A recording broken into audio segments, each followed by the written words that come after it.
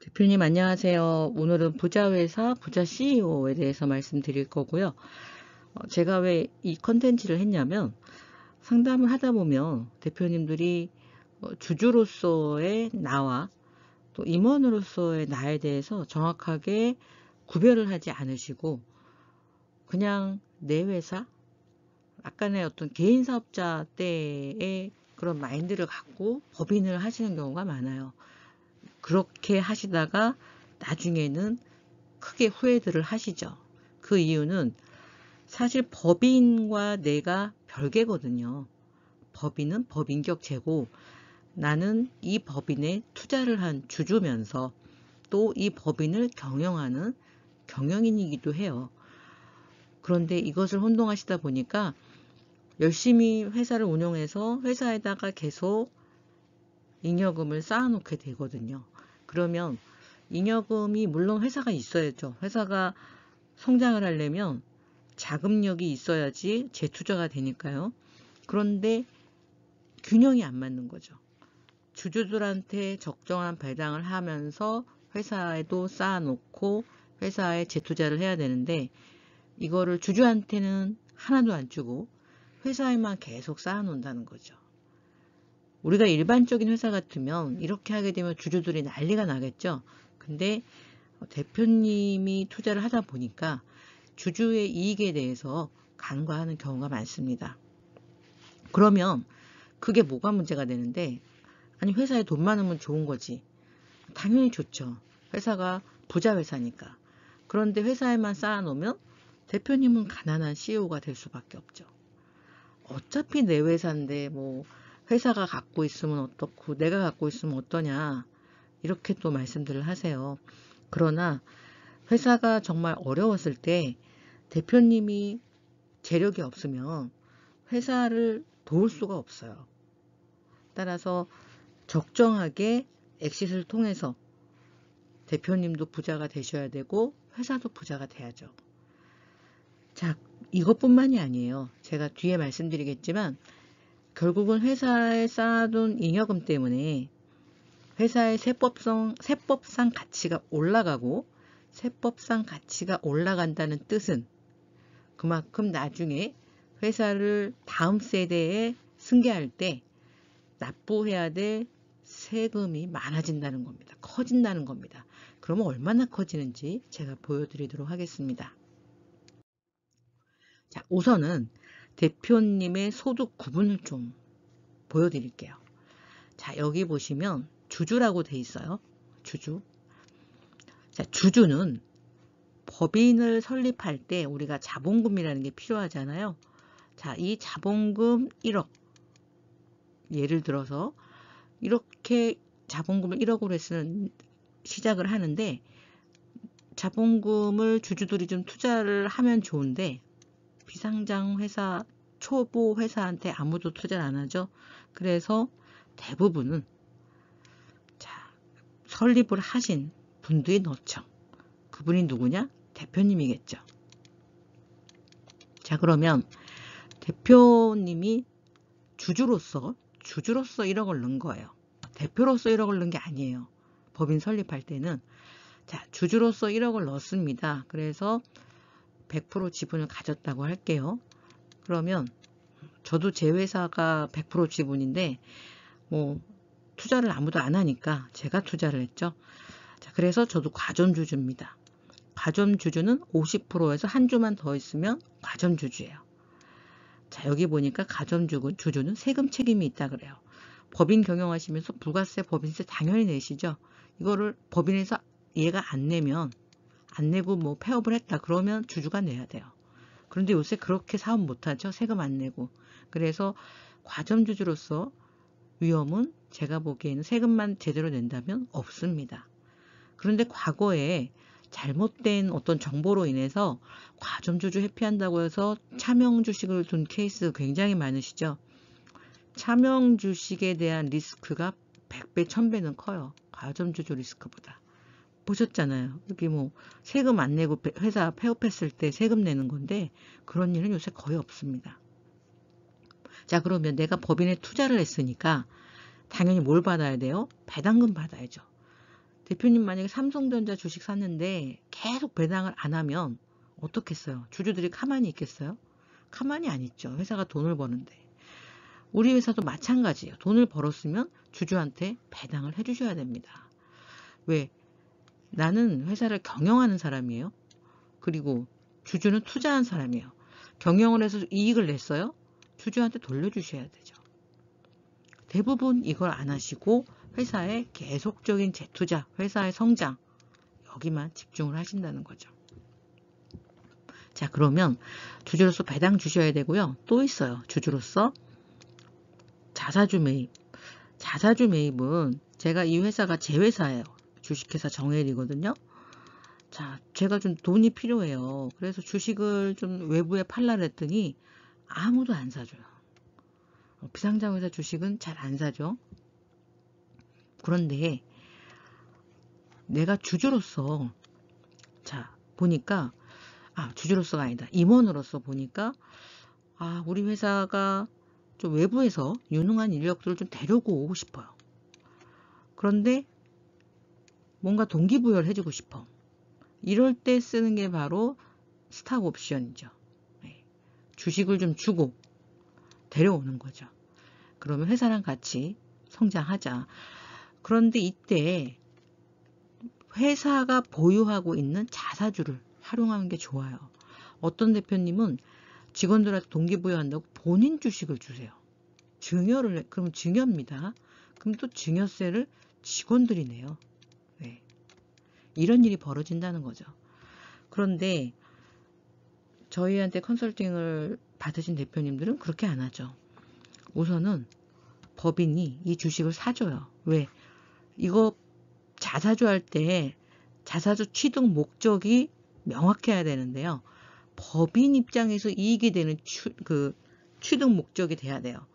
대표님이 가지금 갖기 위해서 법인이 사주는 거 이런 거 안 됩니다. 법인에서 스탁옵션이나 스탁그랜트 활용하기 위해서 필요해서 사는 거예요.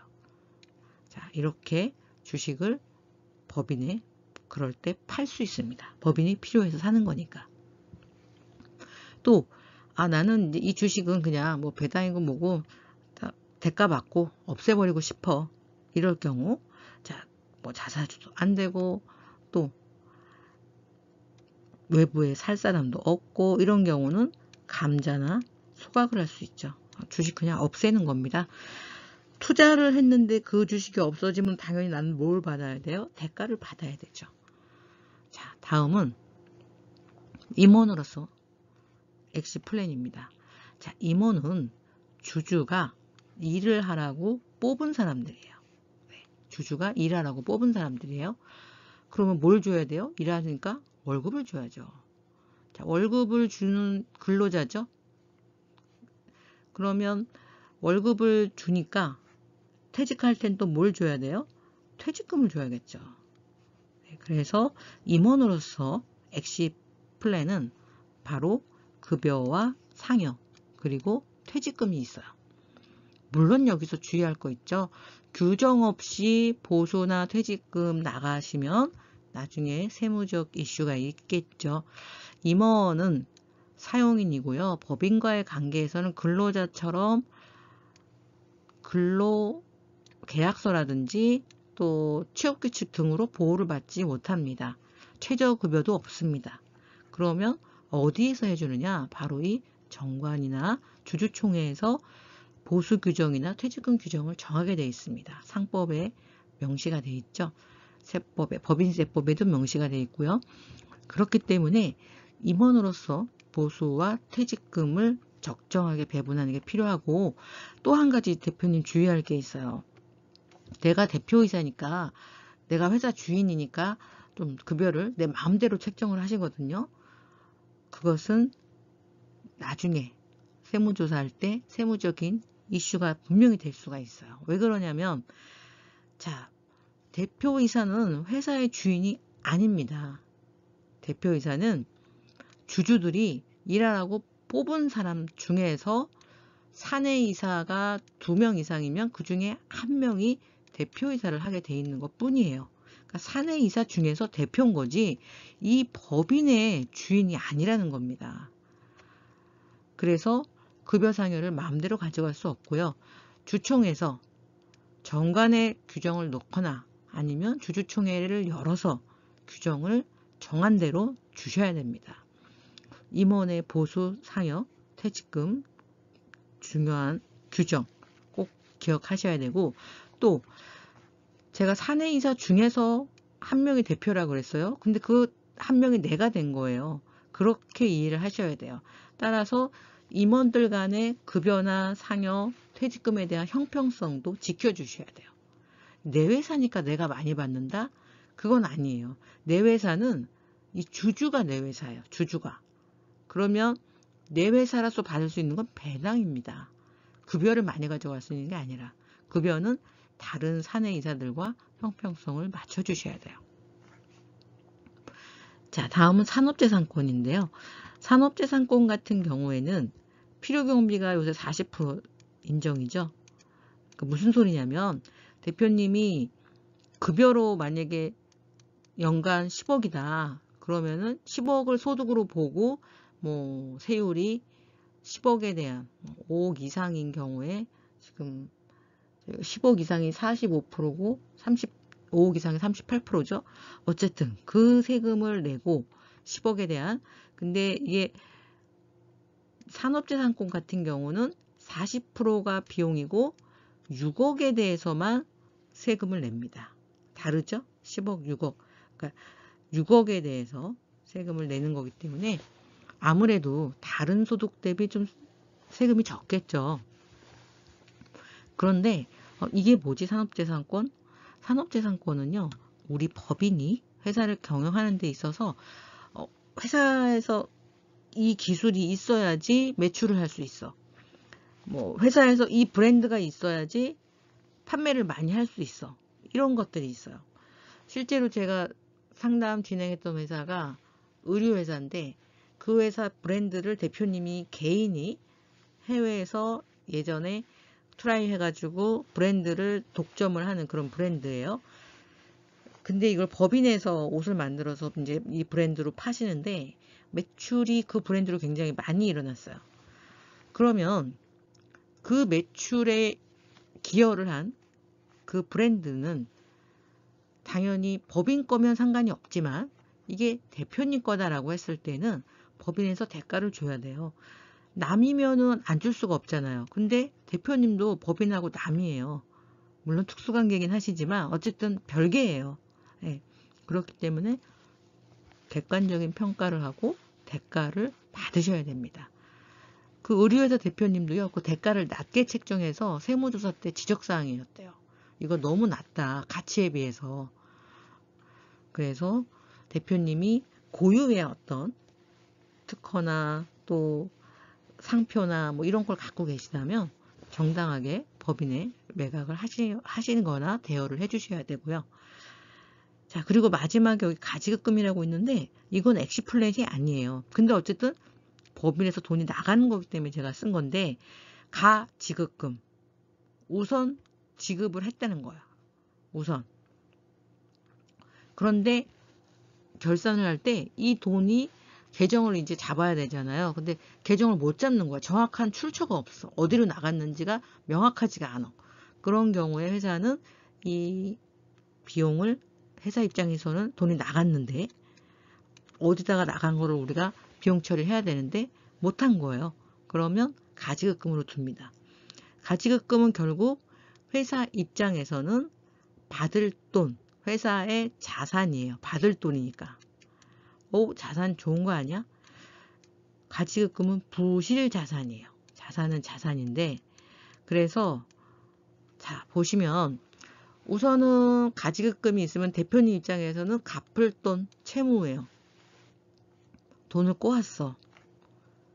공짜로 꼬으면 안 되죠. 공짜로 남의 돈 쓸 때 우리 공짜로 못 쓰잖아요. 은행도 우리가 대출이자라는 게 있고 개인한테 빌리면은 사채이자를 내야 되잖아요. 대표님도 이렇게 가지급금이 생기게 되면 법인에서 돈을 빌려간 게 되기 때문에 이자를 내셔야 돼요. 그런데 대부분 이자를 안 내시죠. 그럼 어떻게 되느냐? 이자를 안 내시면 10억의 가지급금이 생겼는데 이자를 안 내셨어. 안 넣으시면은 10억에 대한 4,600만 원을 법인이 받아야 되는데 못 받았으니까 어떻게 해요? 월급으로 가져간 걸로 할게 하고서 상여 처리할 수 있어요.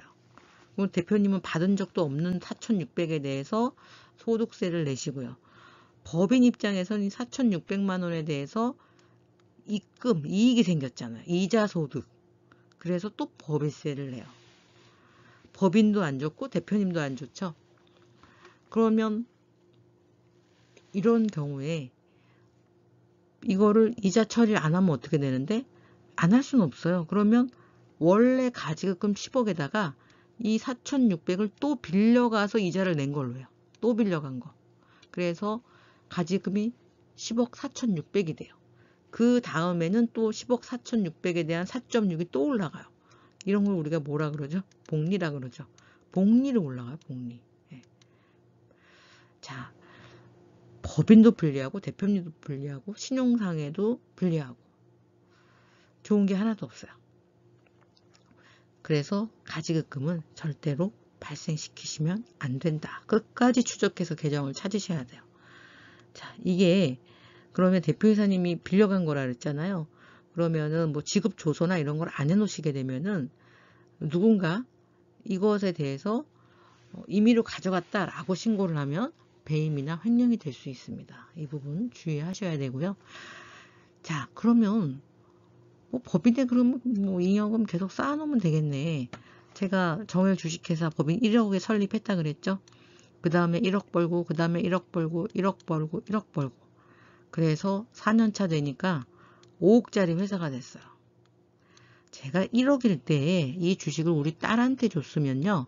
딸이 증여세를 얼마를 내야 되냐면 자 1억이면 10%거든요. 1억까지는 그러면 1,000만 원만 내면 돼요. 그런데 4년차 됐을 때 이 회사가 5억이 됐어요. 그러면 증여세를 얼마를 내냐면 1억까지는 10%니까 1,000만 원이죠. 일단 1,000만 원. 그 다음에 4억, 2억, 1억 초과분부터 5억까지 4억에 대해서는 20%예요. 그러면 8,000만 원이죠. 총 9,000만 원을 내야 돼요. 어라? 여기 보니까 회사는 5배로 성장했는데 세금은 몇 배로 늘어났어요? 9배. 그래서 저희가 세금의 그 구간을 보니까 법인이 이렇게 성장을 한다면요. 세금은 어떻게 성장하냐면 이렇게 성장해요. 같은 비율로 늘어나는 게 아니라 훨씬 더 비율이 높습니다. 그러면 이렇게 된 경우에 뭐가 문제예요? 이게 뭐 20년, 30년 되는 회사를 이렇게 쌓이게 되면 회사의 세법상 가치가 높기 때문에 이 회사가 다음 세대에 넘어갈 때 세금이 이렇게 9배, 10배, 30배로 늘어난다는 거예요. 자, 이 세금을 누가 내요? 자녀들이 내야 돼요. 받는 사람들이. 증여로 주게 되니까. 무상이니까. 자, 그러면 자녀들이 세금을 내려면 이 회사가 만약에 100억까지 올라갔어요. 그러면은 자녀가 세금을 얼마를 내야 돼요? 50억을 내야 돼요. 50억을 자녀가 어떻게 내요? 어떻게 내겠냐? 벌어서 내야죠. 50억이 있으려면요. 실제로는 100억을 벌어야 돼요. 100억을. 왜냐? 소득세라는 걸 내잖아요. 그래서 뚝 떼가고 50억이 남죠. 그러면 증여세를 내겠죠. 아들 입장 한번 볼까요? 소득세 50억, 증여세 50억. 네. 이 100억짜리 회사 물려받느라고 나는 세금을 얼마를 냈어요? 100억을 내는 거예요. 이게 현실입니다. 그래서 제가 사전증여 미리미리 준비하고 전략적으로 하셔야 된다는 게 이렇게 회사가 성장하는 거에 몇 배로 세금은 성장을 하고요. 결국 이렇게 하지 않았을 경우에 우리가 힘들게 번 돈은 세금으로 다 나갈 가능성이 높습니다. 세금도 내기는 내야 되죠. 그런데 이렇게 벌어서 다 세금 내고 나면 그동안 대표님 고생한 거는 어디서 보상을 받겠습니까? 주주로서 당연히 대가를 주셔야 되고 임원으로서 보수 퇴직금 받으셔야 됩니다. 자, 이게 왜 전략이 필요하냐면요. 각 각각의 소득별로 세금이 틀려요.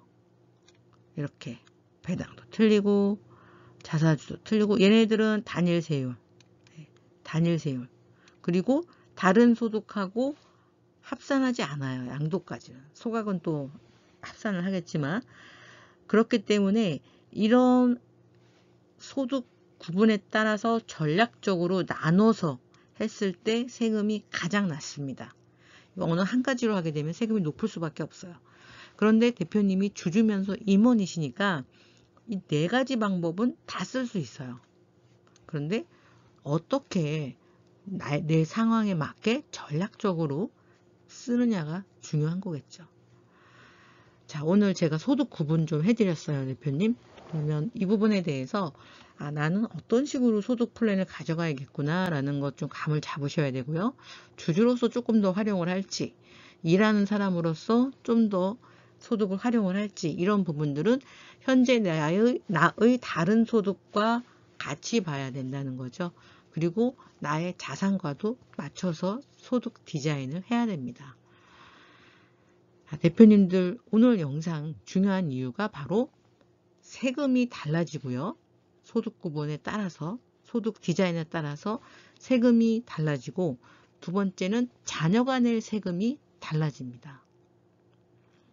제가 컨설팅 하다 보면요, 정말 너무하다 싶을 정도로 세금을 2중, 3중으로 낼 수밖에 없는 구조예요. 그러나 전략적으로 하신다면은 합리적인 세금을 내고 내가 힘들게 키워온 회사를 자녀 세대에 안전하게 이전시킬 수 있는 방법들이 많습니다. 사실 여기 있는 내용은 일반적인 방법들을 올린 거잖아요. 스페셜한 방법들은 영상에 올릴 수가 없어서 이 부분은 또 개인적으로 상담 신청을 하면 대표님한테 맞는 엑시 플랜을 짜드리는데, 이런 흔한 거는 뭐 당연히 기본으로 들어가고요. 스페셜한 엑시 플랜들이 있어요. 그런 부분들은 개별 상담을 통해서 저희 프로젝트 매니저와 세무사님들이 꼼꼼하게 분석하고 대표님한테 맞는 최적의 솔루션을 짜드릴 수 있습니다. 자, 오늘 영상 보시고 도움이 되셨다면 구독과 좋아요, 알람 설정 부탁드리고요. 자, 소득 플랜에 대해서 상담을 받고 싶으시다면 영상 하단에 상담 링크가 있어요. 여기다 작성해 주시면 빠른 상담, 정확한 상담이 가능합니다. 자, 대표님들, 주주의 권리 잊어버리시면 안 돼요. 임원의 권리 잊어버리시면 안 돼요. 두 가지를 적정하게 활용했을 때 가장 절세 효과가 크다. 오늘의 메시지입니다. 감사합니다.